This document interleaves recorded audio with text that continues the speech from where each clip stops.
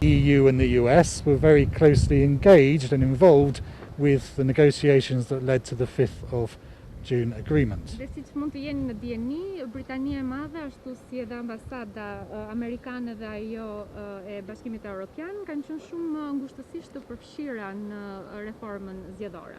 And that took a long time, and it was important because it met the recommendations from ODIHR. Dhe në marrëveshjen e 5 qershorit, e cila për të cilën u desh një kohë gjatë pune për të arritur që të përputhej me rekomandimet që ka bërë ODIHR-i në lidhje me të. And that hasn't changed. Dhe kjo gjë nuk ka ndryshuar. What changed afterwards was some additional constitutional changes and changes to the electoral reform. Pra marrëveshja e 5 qershorit nuk ka ndryshuar. Ajo çfarë ka ndryshuar janë ato çfarë u pasuan me ndryshimet kushtetuese pas miratimit të 5 qershorit. Which went way beyond what was in the 5th of June agreement. Që shkohen përtej asaj çfarë ishte në marrëveshjen e 5 qershorit. And I've already said that the UK government was disappointed that those second changes were completed without exhausting the opportunity to have a consensus. Dhe unë po them sërish atë çfarë kam thënë më përpara, që qeveria britanike është deri diku e zhgënjur që ka pasur një vazhdimsi për ndryshimet kushtetuese mbi përtej asaj çfarë ishte dakorduar në 5 qershor. And that position hasn't changed. Dhe ky vendim ose kjo gjë nuk ka ndryshuar për sa i përket ambasadës tonë. Zoti ambasador, ju flisni më të duhen tuaj diplomatike, jeni të zhgënjur, por nëse unë do të kërkonja të flasë shqipt, ku konkretisht jeni të zhgënjur? Nëse e gjvesh pak vetën në pjesë diplomatit. Okay, you, Mr. Ambassador, choose to have a diplomatic language when talking about this issue, and you say that you have been disappointed. But would you really explain to us what is your disappointment about? What is the source of the disappointment?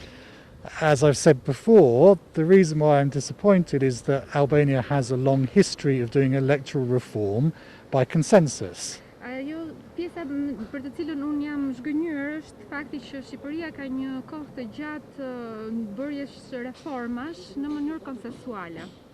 But unfortunately, this time that didn't happen. Dhe fatkeqësisht këtë herë kjo gjë nuk ndodhi. Ky është burimi i qetësimit tim. Presidenti i Republikës, zoti Limeta, pothuajse e ka shpërsuar gjuhën edhe për ndërkombëtarët, përfshirë edhe ambasadat e huaja në vendin tonë. Si mund ta komentoni këtë gjuhë të presidentit të Republikës? So the president of Albania, Mr. Meta, has harshened his language towards politicians, but also international community in the last weeks. So how would you comment his harshened language that he's employing? I think it would not be right for me as a foreign ambassador to comment on what the president of your country has or has not said. Kam përshtypjen që nuk do ishte e drejtë nga ana ime si një diplomat i huaj dhe një ambasador të komentoja mbi atë çfarë është e drejtë apo jo e drejtë të bëjë presidenti i një vendi. Atëherë, zoti ambasador, unë kam një pyetje të fundit për vetën time. Nëse ne do shkojmë tek një reformë zgjedhore ose do kemi zgjedhje të lira dhe të ndershme, siç e kërkojnë ndërkombëtarët. Po a mund të kemi zgjedhje të lira të ndershme pa përfunduar reformën në drejtësi? Okay, so we all are seeking for free and fair elections, and we are talking about free and fair elections. But in your opinion,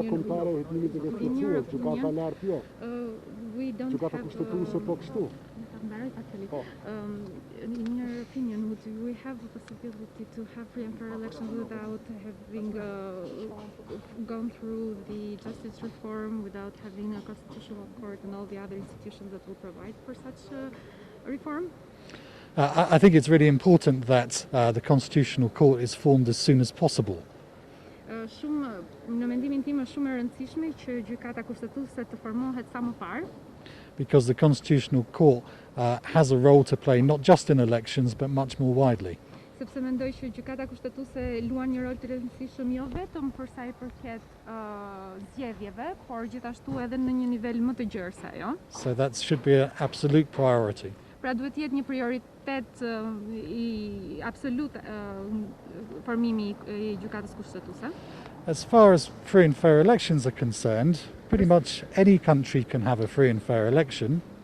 Për sa i përket zgjedhjeve të lira dhe të ndershme, pak a shumë çdo vend, çdo shtet mund të ketë zgjedhje të lira dhe të ndershme, As long as the politicians work together to make that happen. për sa kohë politikanët punojnë së bashku për ta bërë këtë gjë që të ndodhi.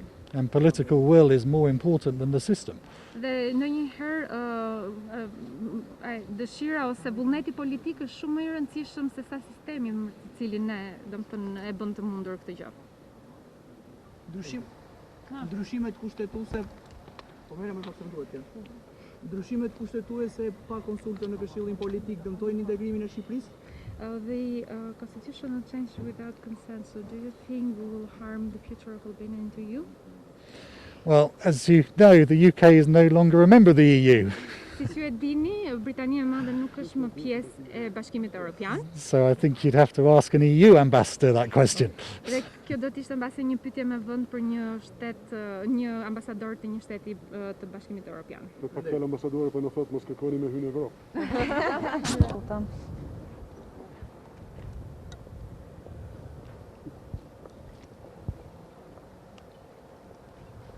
Da?